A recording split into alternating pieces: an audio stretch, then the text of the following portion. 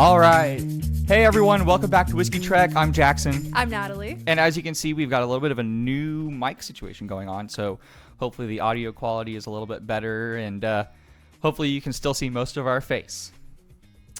All right, let's get into it. Fantastic. Well, as you might see on the table, we've got two Old Forester 1920s here. This being the old label, which was discontinued in 2020. And this being the new label, which was started in 2021.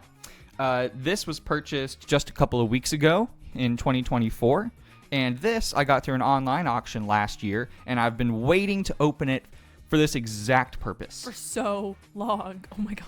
We're going to do a fresh crack of Old Forester 1920, old versus new. Okay, you're going to have to pop that like right here just to get that. For sure. Yeah, I haven't had an old 1920 since they stopped being released, and that was back when I was in college. So really excited to get into this one and see how different it is, because back when this change happened, there was a lot of people going on about how different they were and how different the blends were. And it seemed like there was younger stock in the new label. What I suggest is, you suggested popping it right in front of the mic. I say we do a double pop in front of the mic where we both pull it. No, I want the old one. Oh, fine. All right, you ready? Yeah. And go. The old one was better. I'm not going in with any preconceived notions, maybe a couple, but I'm trying not to. We have a lot of Glens, like a lot, and we use them all the time. That's we don't. True. We don't have a problem. Yeah, is your dish rack the whole top section just Glens every time you do your dishes? Ours is. Yeah. All right. Where do you want to start first? Do you want to both start? You want to both start with the old? Yeah, let's both start with the old. Okay. There you go. Thank you, sir. Cheers. Immediately, it smells like Old Forester 1910. Oh, okay. It's not proofy at all. Super sweet, char forward, banana, and chocolate, and I raise you citrus. I do get orange citrus, like a citrus peel, like a zest. Yeah. I get that. Mm-hmm. I hate to say it, it kind of reminds me of the wedding blend. Can you imagine why? No, it's not like the wedding blend is 25% Old Forester 1920 at all. What were we thinking? I want to have a taste. Okay, good. It smells amazing. I see why this was a staple. I mean, for $55, it's viscous and it's complex, but it's not like hammering you with proof or spice. It's spicy, but it's not overly spicy. It's sweet, but it's not overly sweet. It's just really nicely balanced. Where are you on the char note?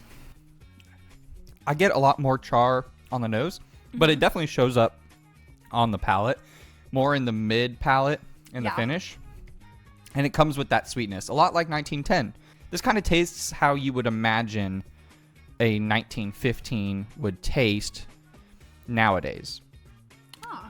All right. Yeah, I mean, I was expecting more fruit, and I was expecting more proof, especially since this is the second pour of the day. Before this, we only had a benchmark bonded, and so I was expecting a little bit more heft, and I feel it now settling up here at the top of the stomach, you know, the Kentucky hug. Yeah. But on the nose and on the palate, it didn't burn at all. No. All right, you want to try the new one? I am dying to. All right, let's do it. Cheers. New. Immediately less char. Yeah. More ethanol. It's definitely it's less complex.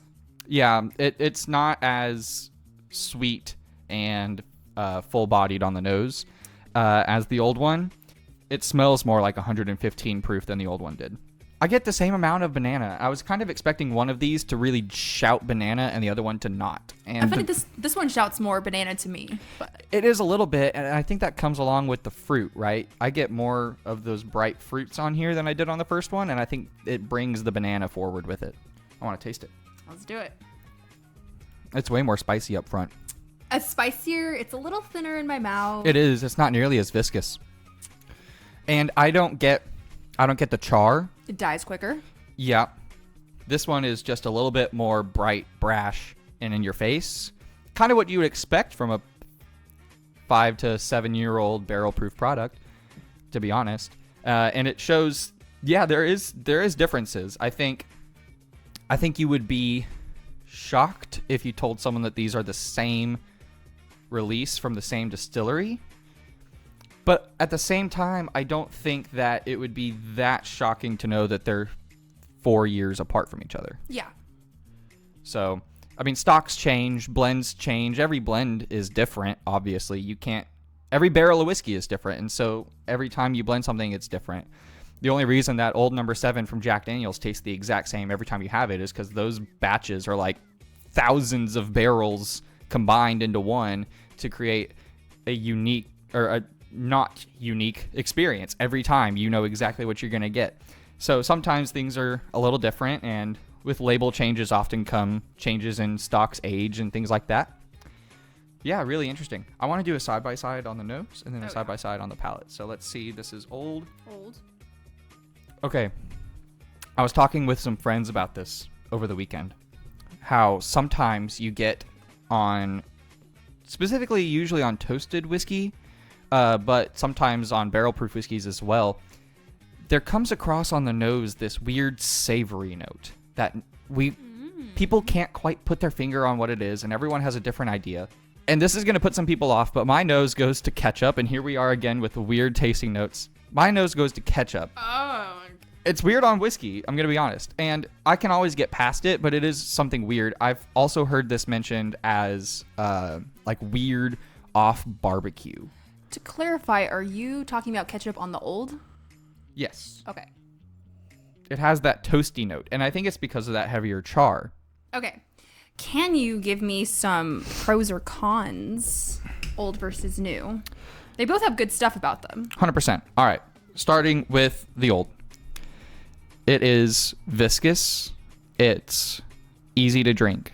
It's sweet, well-balanced, very nice. It's just kind of what you're looking for in an everyday sipping bourbon. All right. Do you want to step into pros or go into cons? I'll step into pros here on the new. Pros for the new bottle. It's still, for the price, $60, $65, it's still a great all-rounder, right? You could use this to make high-proof cocktails, or you could sip on it at night, and you're going to get a interesting experience that's different from other stuff.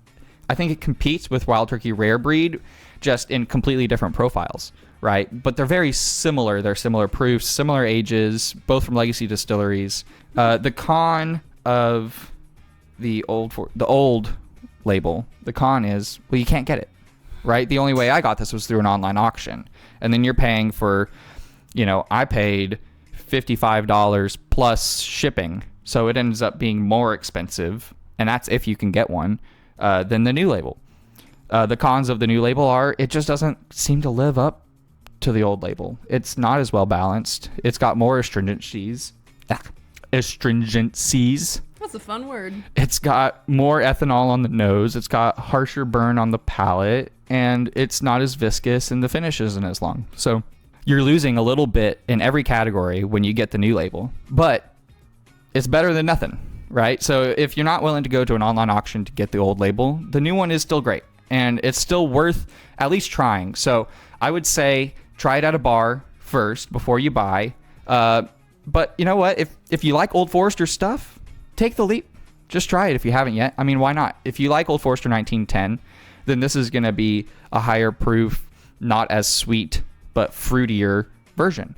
Now, we don't have a tagline for this channel, but if we did, I think it would be, now try it at a bar first. Always. Yeah. You got to try it at a bar. And bars these days have outrageous prices, right? Like bar pours are starting to get ridiculous. Mm-hmm. And I understand that, but would you rather spend $15 on a pour of Old Forester 1920 and then find out you love it and then buy a bottle? Or would you rather risk the $65 and maybe you don't like it, and then what are you going to do? Well, there you go. Well, now I am no detective, but I think everyone here can assume what the number one pick is here. But do you want to go ahead and say it? I'm picking old. Same. which is wild. This is the second old versus new we've done, and old won again. Oh my gosh, I know. I love doing these old versus news. They're fun. Me too. Let's go ahead and sign off, I guess. We don't, like you said, we don't have a tagline, so We don't have a tagline. I guess we just end it whenever we end it. Yeah, I guess we'll work on it. All right. Bye. Bye.